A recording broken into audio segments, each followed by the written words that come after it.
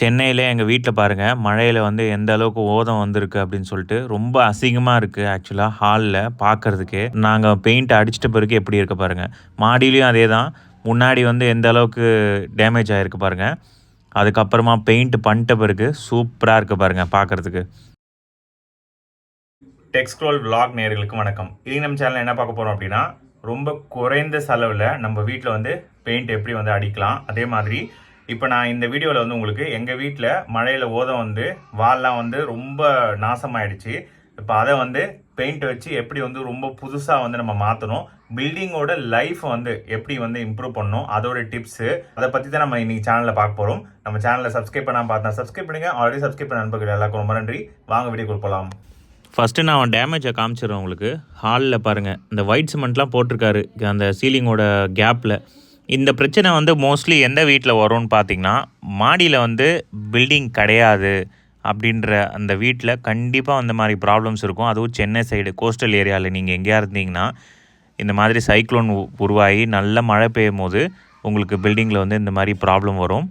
இங்கே பாருங்கள், சொறியாக ஆகிடுச்சு பாருங்கள். நல்லா அப்படியே பெயிண்ட்டை நீங்கள் மேலே உடனே அடிக்க முடியாது. இந்த மாதிரி இருக்கும்போது நீங்கள் ஃபஸ்ட்டு தேய்ச்சி அதை எல்லாத்தையும் எடுத்துருங்க. எங்கெங்கெல்லாம் வந்து அந்த தண்ணி பட்டு உப்பி இருக்கோ அதெல்லாம் எடுத்துருங்க, சரிங்களா? அங்கே பாருங்கள், இங்கே தான் ரொம்ப ஹையஸ்ட்டு டேமேஜு. ஏன்னா இதுக்கு மேலே வந்து டேங்க் வச்சுருந்தோம், இப்போ வந்து எடுத்து வேறு இடத்துல மாற்றியாச்சு. ஸோ இப்போ அந்த ஓரத்தில் தண்ணி தங்கிறதுனால இங்கே பாருங்கள் எப்படி ஆயிடுச்சு பாருங்கள். அதாவது மேக்ஸிமம் டேமேஜ். இத்தனைக்கும் இந்த வீடு கட்டி உங்களுக்கு 2018னா அப்போ கால்குலேட் பண்ணிக்கோங்க. இந்த ஷார்ட் டியூரேஷன் ஆஃப் டைம்லேயே இவ்வளோ டேமேஜ் ஆனதுக்கு காரணம் மழை தண்ணி மேலே வந்து சீலிங்கில் வந்து வாட்டர் ப்ரூஃப் பெயிண்ட் அடிக்காது தான். ஸோ இந்த மிஸ்டேக்கை நீங்கள் யாரும் பண்ணாதீங்க. டைல்ஸு ஒட்டி நீங்கள் வீடு கட்டுற மாதிரி இருந்தால் ஓகே. இல்லை நான் மேலே வீடெல்லாம் கட்ட மாட்டேன் அப்படின்னா நீங்கள் வாட்டர் ப்ரூஃப் பெயிண்ட் போயிடுங்க. வாட்டர் ப்ரூஃப் பெயிண்டில் வந்து இந்த பிராண்ட் அந்த பிராண்ட்லாம் சொல்ல மாட்டேன். உங்கள் லோக்கல் கடையில் எது கம்மியாக இருக்கோ அந்த வாட்டர் ப்ரூஃப் பெயிண்ட் வந்து வாங்கிக்கோங்க.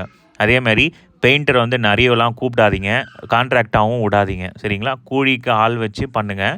ஒரு நாளைக்கு இவ்வளோன்னு சொல்லிட்டு அவங்களுக்கு வந்து ரேட்டை வந்து ஃபிக்ஸ் பண்ணிக்கோங்க. நீங்கள் உங்களுக்கு எந்தெந்த இடம் அடிக்கணுமோ மெட்டீரியல் என்னவோ நீங்கள் கடையில் போய் வாங்கி கொடுத்து அவங்களுக்கு கூட வந்து இது பண்ணுங்கள். அதனால் நம்ம அதிகமாக சேவ் பண்ணலாம், சரிங்களா? இங்கே பாருங்கள், பெட்ரூமில் இந்த சீலிங்லாம் வந்து டேமேஜ் ஆகிருக்கு பாருங்கள். ஸோ ஓப்பனில் விட்டதுனால ஃபுல்லாக வந்து டேமேஜ் ஆகிடுச்சு. எல்லா இடமும் அப்படியே பேத்துக்கிட்டு வந்துருச்சு.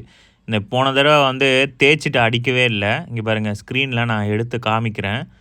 பின்னாடிலாம் எவ்வளோ டஸ்ட்டு பாருங்கள். ஆக்சுவலாக இந்த வெறும் இந்த பில்டிங்கோட லைஃப் எக்ஸ்டெண்ட் பண்ணுறதுக்காக மட்டும் பெயிண்ட் அடிக்கக்கூடாது. நீங்கள் பெயிண்ட் அடிக்கும்போது என்ன பண்ணுவீங்கன்னா, நீங்கள் இந்த